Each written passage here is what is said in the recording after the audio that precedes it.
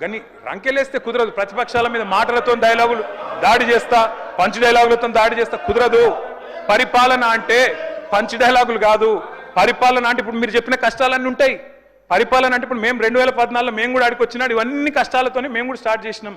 మెల్లమెల్లగా ఒక్కొక్కటి సెట్ చేసుకుంటేనే వీడి దాకా వచ్చినాం. I wish you the best Revanth Reddy గారు. కానీ దయచేసి మీరు అన్నారు కదా కక్ష సాధింపు లేదు. కక్ష సాధింపు లేకపోతే నేను అడుగుతున్నా అధ్యక్ష, ఎందుకు రద్దు చేసినారు అధ్యక్ష?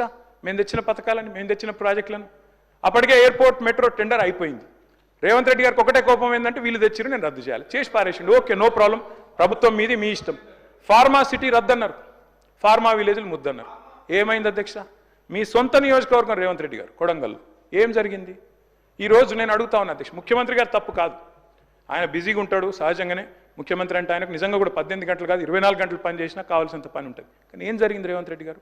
మీకు మరి లగచర్లలో ఒకటి పెట్టాలనుకున్నప్పుడు ఏం చేయాలా? మీరో మీ బ్రదరో లేకపోతే మీ నాయకులో అందరు కలిసి కాన్ఫిడెన్స్లో తీసుకొని వాళ్ళను అట్లా కాదు ఇట్లా అని ఒప్పించి మంచి జరుగుతుంది మనకని చెప్పి ఒప్పించి చేయాలి. కానీ మీరేం చేసిండ్రు?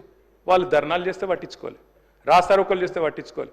9 నెలలు అక్కడ టెంట్ పడితే పోయిన వాళ్ళు లేరు, అడిగిన వాళ్ళు లేరు. ఆఖరికి అధికారులు పోతే లొల్లయింది. ఆ లొల్లిని మాకంట కట్టి మేమేదో చేసినామంటే నేను రేవంత్ రెడ్డి గారికి విజ్ఞప్తి చేస్తున్నా, మీరు మీరు మీరు మీ నేను కేటీఆర్ గారిని కోరుతా ఉన్నా. ఎందుకంటే పరిశ్రమల శాఖకు సంబంధించి వారు కూడా ఈ శాఖను నిర్వహించారు అధ్యక్ష. లగచర్ల జరిగిన సంఘటన ఎవరు సృష్టించిండ్రు, దేనివల్ల సృష్టించిండ్రు? ఈరోజు ప్రభుత్వం ఒక సంకల్పన చేస్తే అది కూడా ముఖ్యమంత్రి గారి నియోజకవర్గంలో అభివృద్ధి జరగొద్దని ఎవరు ఆలోచన చేసిండ్రు? ఎవరు రైతులను ప్రేరేపణ చేసిండ్రు?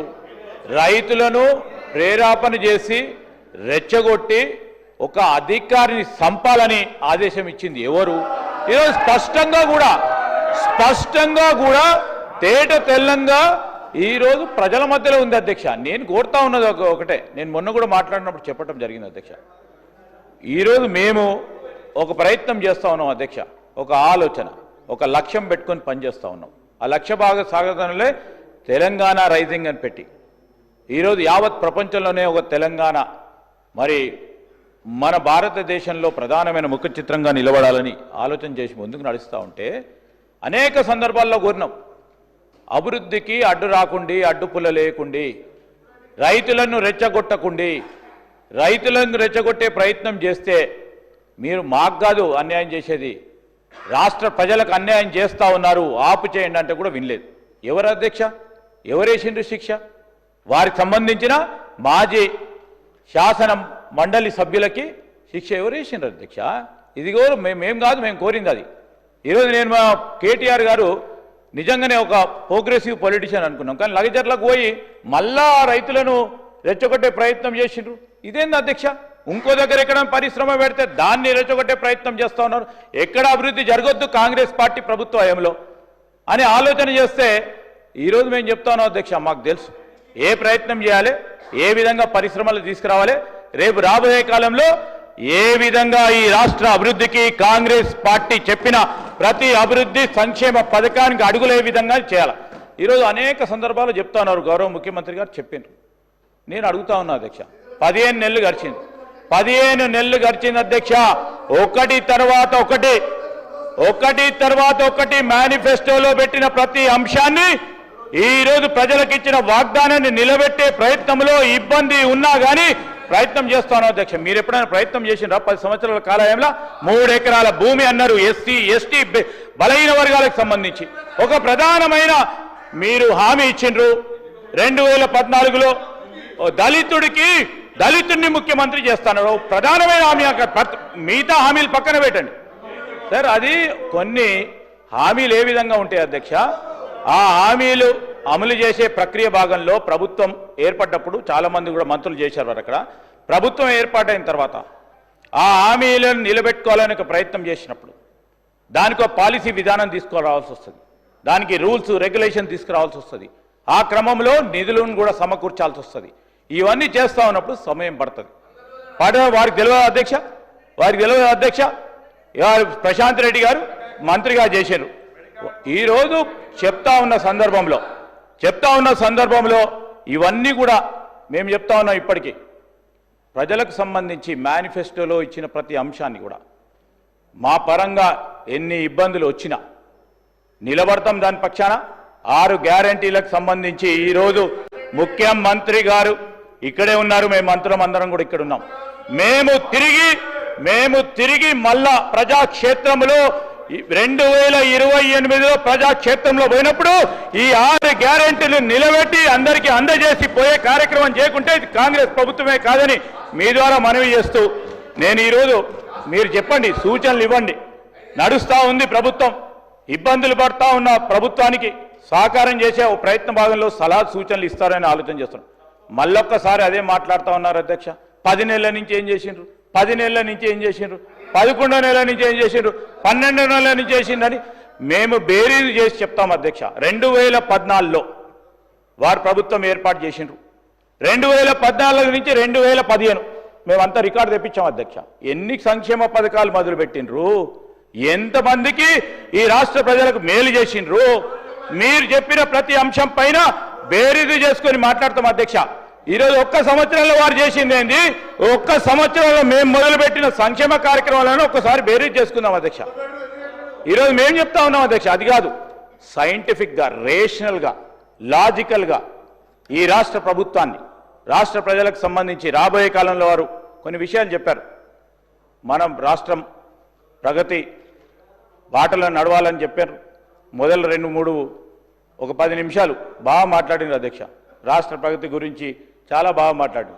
మళ్ళీ ఏమైందో మా హరీష్ రావు గారో మా ప్రశాంత్ రెడ్డి గారో వారు అందరు కలిసి చెప్పి ఏటో పోతా ఉంది అని చెప్పే వరకు మళ్ళా మా ప్రభుత్వంపై పడే కార్యక్రమం చేస్తూ ఉన్నారు. ఇప్పటికీ నేను చెప్తా ఉన్నాం, నేను వారిని కోరుతా ఉన్నాను అధ్యక్ష, ఏదైనా కానీ ఒకటి ఇప్పుడు పరిశ్రమల గురించి మాట్లాడినారు అధ్యక్ష. గ్రూప్ 1 కావద్దన్నారు, కావద్దని అనేక పాటలు పడ్డారు. అశోక్ నగర్ పోయినరు, విద్యార్థులను రెచ్చగొట్టిండ్రు, అల్లర్లు సృష్టించారు. కానీ మా చిత్తశుద్ధి, మా లక్ష్యం గ్రూప్ 1 పరీక్షలు నిర్వహించాలి. 2011లో జరిగిన తర్వాత ఇప్పుడు జరపాలి. ఎట్టి పరిస్థితుల్లో పారదర్శకంగా ఈ గ్రూప్ 1 పరీక్షలు నిర్వహించాలి, చేయాలని చేసినాం. 600 పైచీలకు ప్రభుత్వ ఉద్యోగాలు కల్పించి గ్రూప్ 1 మన చిన్నారులందరికీ కూడా ఈరోజు గ్రూప్ 1 అధికారులు కావడానికి మొట్టమొదటిసారి తెలంగాణ రాష్ట్రం ఏర్పడ్డ తర్వాత చూస్తూ ఉన్నారు అధ్యక్ష. దాన్ని చూసి సంతోషపడండి. గ్రూప్ 2, గ్రూప్ 4, గ్రూప్ 3కి సంబంధించి అనేక నియామకాలు చేస్తూ ఉన్న సందర్భాలు, డిఎస్సికి సంబంధించి సార్ ఇవన్నీ కూడా చేస్తూ ఉన్నాం. మా బాధ్యత, ఏదో ఏమైనా నువ్వెందుకు చేస్తున్నావు, మా బాధ్యతలో భాగంగా చేస్తూ ఉన్నాం. మంచి సూచనలు సలహాలు ఇచ్చే కార్యక్రమం చేయండి. మేము ఎందుకంటున్నాం అంటే అనేక సందర్భాలు అనేక విషయాలు మాట్లాడిన అధ్యక్ష. ఇవన్నీ కాదు, మేమంతా కూడా మనం అందరం కూడా చేయాల్సిన పని రాష్ట్ర ప్రజలకు సంబంధించిన సంక్షేమ అభివృద్ధి. ఎక్కడెక్కడైతే మిస్సింగ్ లింక్స్ ఉన్నాయో దాన్ని పూరించే కార్యక్రమం చేస్తాం.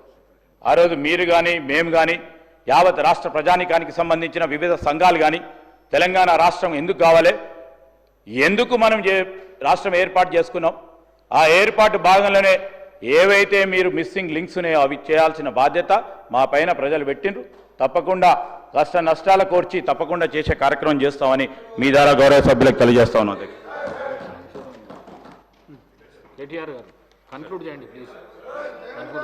ఎట్లా సార్ ఇది?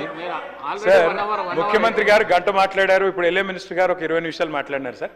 2 రిప్లైలు 3 రిప్లైలు కరెక్ట్ కాదు సార్. దయచేసి ఒక రిక్వెస్ట్ సార్. నేను సరే ఇక విమర్శల జోలికి పోను, కన్స్ట్రక్టివ్గా చెప్పమన్నారు, కన్స్ట్రక్టివ్గానే చెప్తా సార్. కాకపోతే ఒక విజ్ఞప్తి సార్, మీరు అన్నారు లగచర్లలో ఎందుకు పంచాయతీ. నేను ఒకటే మాట చెప్తా అధ్యక్ష, దానిలో ఏం కాంట్రవర్సీ చెప్తలేను.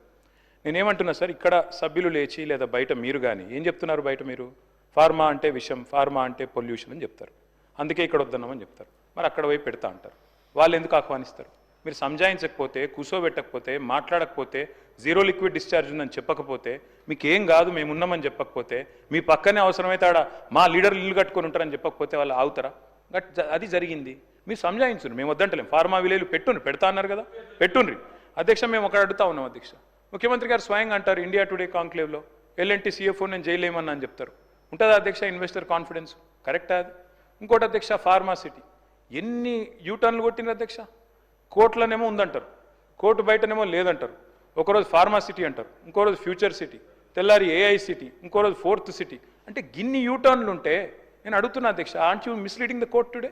మీరు ఒక్క ఫార్మా ఇండస్ట్రీ కన్నా ఒక ఎకరం అక్కడ కేటాయించినరా?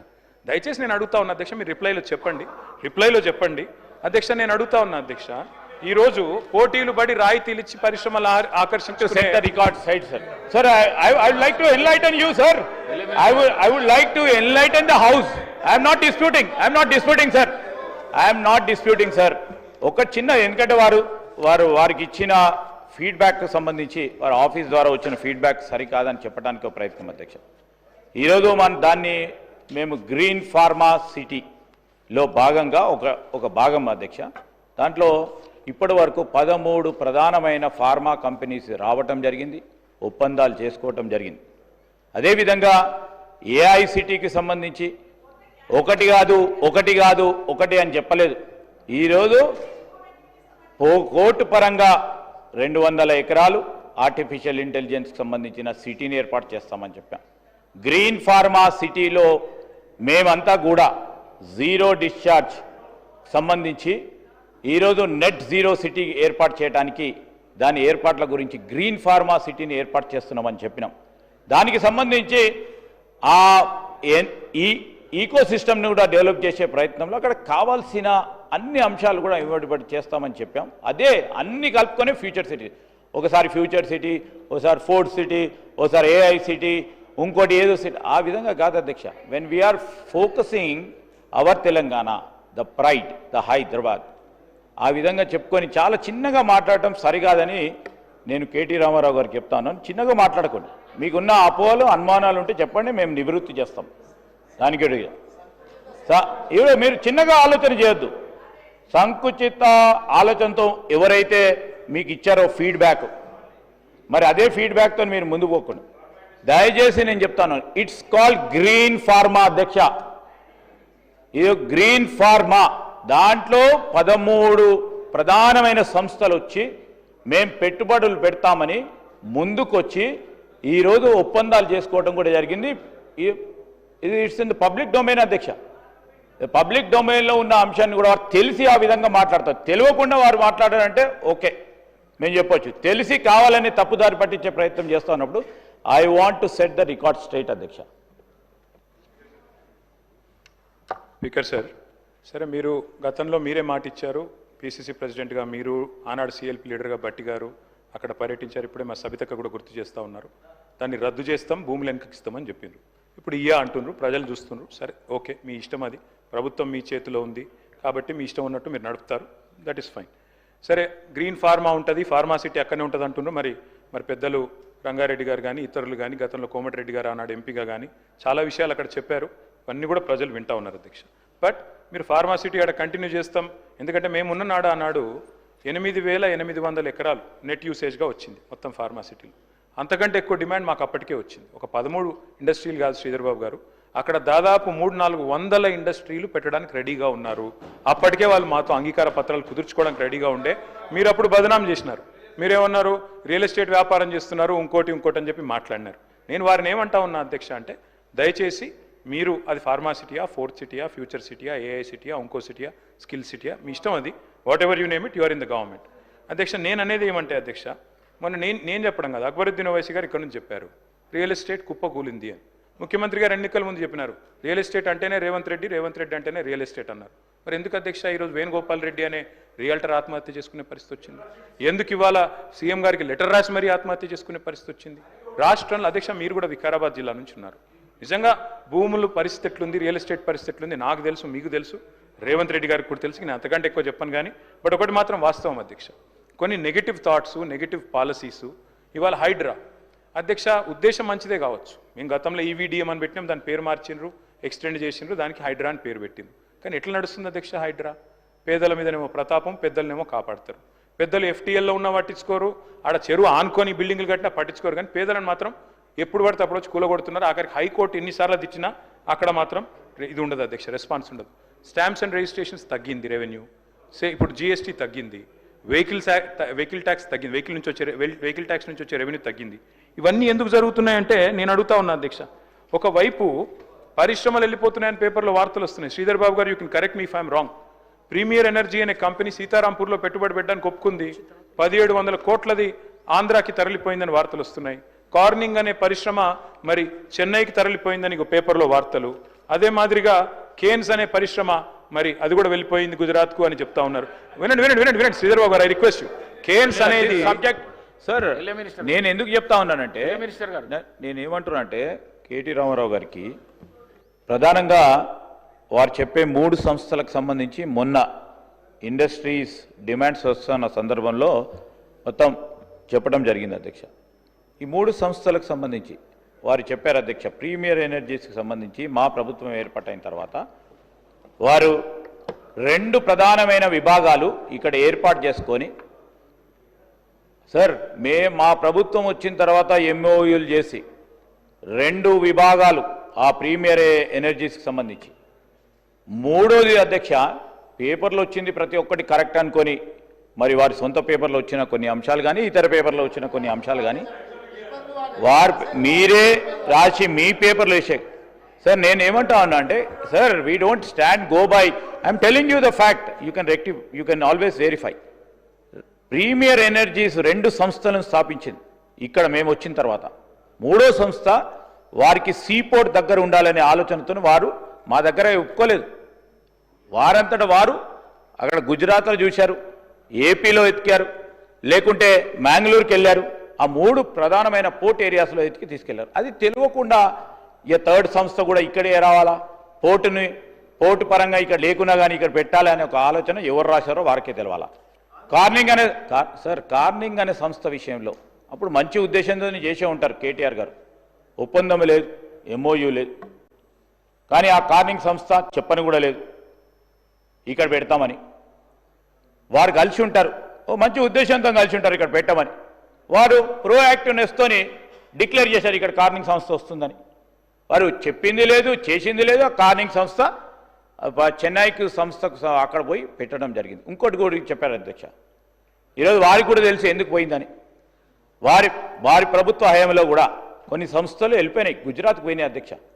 నేను అనేక సందర్భాల్లో ముఖ్యమంత్రి గారు పోయినప్పుడు కూడా ప్రధానమంత్రి మోడీ గారితో కూడా చెప్పారు. ఈరోజు ఐఎస్ఎం కింద, ఇండియన్ సెమీకండక్టర్ మిషన్ కింద మాకు కూడా ప్రోత్సాహం చేయండి, ప్రోద్బలం చేయండి. ఫ్యాబ్ ఇండస్ట్రీకి సంబంధించి, చిప్ మ్యానుఫ్యాక్చరింగ్కి సంబంధించి మా దగ్గర కూడా చాలామంది ఆసక్తి చూపెడతా ఉన్నారు. మీరు ఐఎస్ఎం కింద మీరు ప్రోత్సాహం చేయాలని చెప్పడం జరిగింది. ఆ రోజు మైక్రాన్ కానీ మీ ప్రభుత్వంలోనే ఆ రోజు చేస్తే ఎందుకు పోయిందో మేము ఆలోచన చేసి మేము కూడా మాట్లాడాలనుకుంటే 2 నిమిషాలు మైక్రాన్ ఎందుకు పోయింది, ఏ విధంగా పోయింది మాకు తెలుసు. వాస్తవిక విషయాలు రాజకీయం చేయదలుచుకోలేదు అధ్యక్ష. ఈరోజు రాష్ట్రానికి సంబంధించిన ప్రయోజనాలను దృష్టిలో పెట్టుకొని రాజకీయం చేయాలంటే ప్రతి ఒక్క అంశాన్ని రాజకీయాలు. 3 సంస్థలకు సంబంధించి మేము ఖచ్చితంగా చెప్తా ఉన్నాం అధ్యక్ష, mark my words, mark my chief minister words, ₹1 గిట ఎవరైనా వచ్చి తిరిగిపోతే మనకున్న ఈ రాష్ట్రానికి ఉన్న దమ్ము ధైర్యం ఇక్కడున్న ఈకో సిస్టమ్ ద్వారా ₹1 పోతే ₹100 పెట్టుబడులు తీసుకొచ్చే దమ్ము ధైర్యం బలం మాకుంది అధ్యక్ష. ఈరోజు నీ జర్క్ రియాక్షన్ ఎవరో వస్తే పోతా అంటే అయ్యోయ్యో పోయింది, అయ్యోయ్యో పోయింది, అయ్యో ఎట్లా పోయింది అని భయపడే అంశం కాదు అధ్యక్ష. We believe in our strength, we believe in our talent, we believe in ecosystem. ఇక్కడ ఉన్న ఈకో సిస్టమ్ బిలీవ్ చేస్తాం.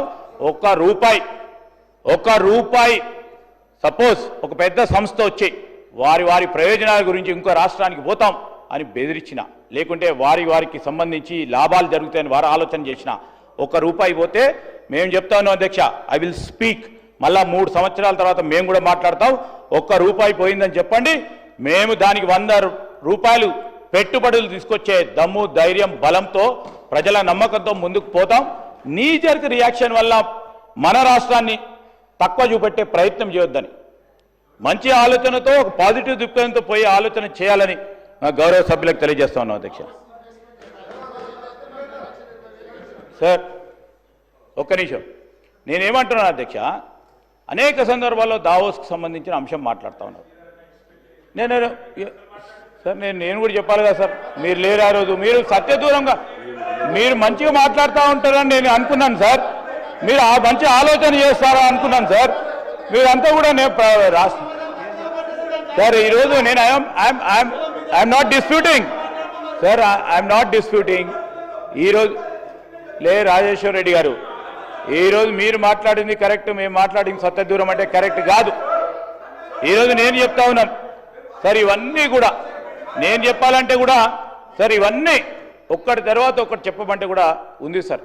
ఈరోజు పాజిటివ్ ఈకో సిస్టమ్ని క్రియేట్ చేసుకుంటూ పోయి ప్రతి సందర్భంలో కూడా ఒకసారి ఆలోచన చేయండి. ముఖ్యమంత్రి గారు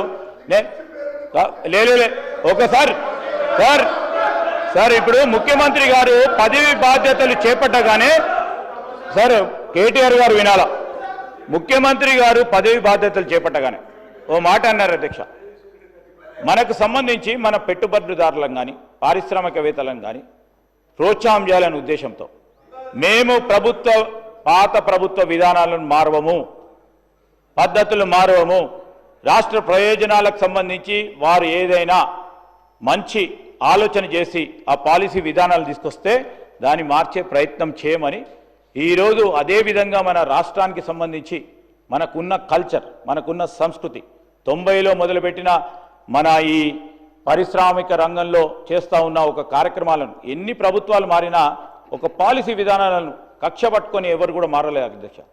మేము ఆ విధంగా ఒక బ్రాడ్ దృక్పథంతో పోవాలని ఒక నమ్మకం, ఒక ట్రస్ట్ క్రియేట్ చేయాలి పెట్టుబడిదారులకు కానీ మనకు సంబంధించిన మన పార్ట్నర్స్ కానీ నేను ఒక పెద్ద హృదయంతో చెప్పడం జరిగింది. నేను he told to create confidence among the investors. నేనేమంటా ఉన్నా, ఈరోజు మీ గవర్నమెంట్లో సరే అప్పుడున్న వాతావరణం ప్రపంచవ్యాప్తంగా ఉన్న వాతావరణం కానీ ఇక్కడ ఉన్న ఈకో సిస్టమ్ కానీ దావోస్ పోయినప్పుడు తక్కువ వచ్చి ఉండొచ్చు, మేము ఎక్కువ వచ్చి ఉండొచ్చు.